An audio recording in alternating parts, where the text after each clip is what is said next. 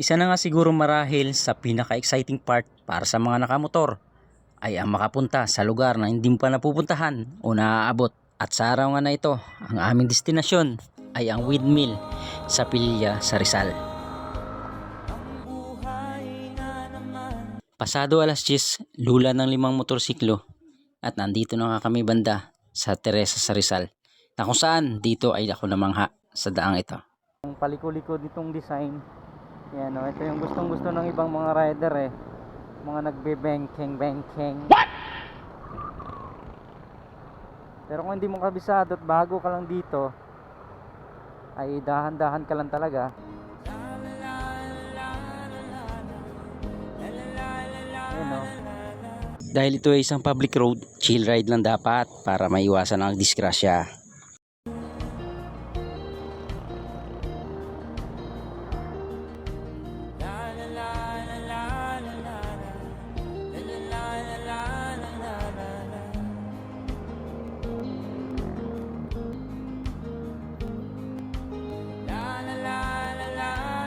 So on the way tayo papuntang windmill sa Tanay, ano.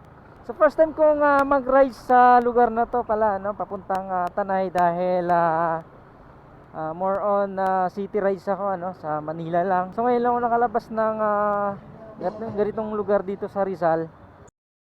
At bago nga magtanghalian ay dinaanan muna namin ang isang kamag-anak namin na andito lang din sa Rizal. Hulihin na natin tong enforcer na to. Ay ta. Oh. Ayan pala. Ay tama yan sa inyo.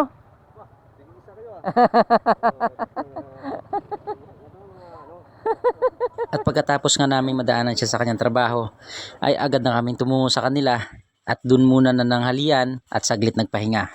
At ilang oras din kami nanatili dun sa kanila at pagkatapos nga nito ay agad na rin kaming tumungo sa aming destinasyon. So ito na yun, dito na kami. This is it.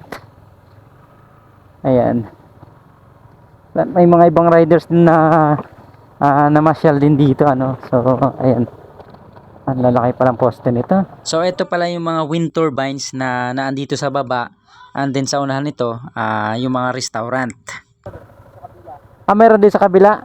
Ano yung nandyan? Mga restaurant. Oh, okay.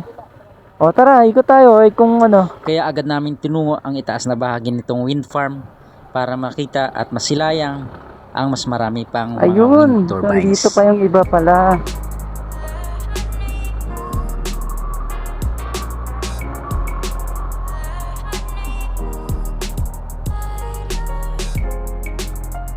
At pagkadating mo nga dito sa itaas ay sasalubong sa iyo yung mga parking attendant. At ang bayad nga lang pala dito ng parking ay 20 pesos. Punta tayo doon? Maglalakad tayo? Okay.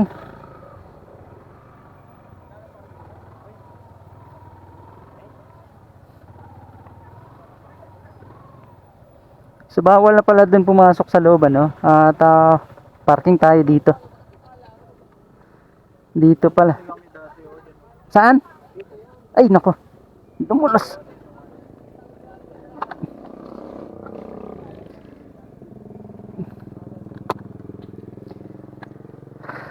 At syempre, gaya din sa ibang mga pasyalan, patok din dito mga pasalubong items. Gaya nitong mga wind turbines na maliliit na siya namang patok sa mga bata. Meron din food packs at syempre, sukang tuba.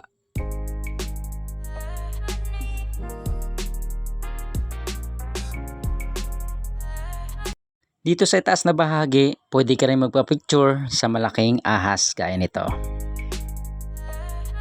Ang laki, grabe. Pag pumulupot sa inyo yan. Hindi ba nandadakmal yan? Noong June 18, 2013, sinimulan ang pagtatayo ng mga wind turbines na ito na nagmula pa sa bansang Espanya. At may lawak itong 4,515 hectares. At ang kabuuang bilang ng mga wind turbines nito ay umabot sa 27. At taong 2016 nga ay tuluyan na itong binuksan sa publiko sa pangunguna at pangangalaga ng Alternergy Philippine Holdings Corporation or APHC. At ang bawat wind turbines na ito ay umaabot sa 125 meters ang taas o halos kasing taas ng 33 palapag na gusali dito sa ating bansa. At ito ang pinakamataas na wind turbines kumpara sa Romblon na meron lamang 40 meters ang taas, at sa Burgos sa Ilocos Norte naaabot lamang sa 75 meters ang taas. At ang mga wind turbines nga ito ay nagpuproduce ng halos 54 megawatts kada taon, na siya namang ginagamit ng halos nasa 66,000 na mga kabahayan dito sa Metro Manila. At mula nga dito sa itaas ay matatanong mo rin ang ilang bayan ng Rizal, gaya na lamang ng Cardona, ganun din ang malawak na Laguna de Bay. Kaya sarap ngang mapunta sa ganitong klase ng lugar at pagmasdan ang ganda ng kalikasan, mapasolo ka man, kasama ang mga kaibigan o ang mga mahal mo sa buhay, na tila ba ito ay gamot o lunas sa napapagod mong katawan.